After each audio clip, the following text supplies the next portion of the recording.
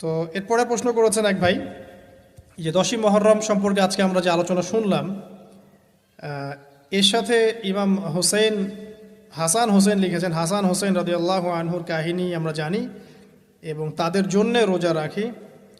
তাদের গল্পের সাথে মুহররমের 10 তারিখের গুরুত্ব সম্পর্ক কতটুকু? খুবই চমৎকার একটা প্রশ্ন। আপনার যে প্রশ্ন যে হুসাইন রাদিয়াল্লাহু আনহুর শাহাদাতের সাথে এটার কি সম্পর্ক, এটা আমি একটু আপনাকে ব্যাখ্যা করছি। 10ই মুহররমে আল্লাহ রাব্বুল আলামিন ফিরআউনের কবল থেকে মূসা আলাইহিস সালাম এবং বনু ইসরাইলকে মুক্তি দিয়েছেন।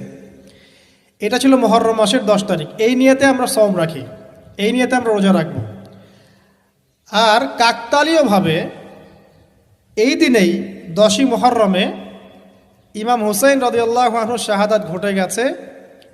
এটা প্রায় 60 কি 62 হিজরি দিকে ঘটনা। কথা কি বুঝতে পারছেন? আমি বুঝাতে পারছি না।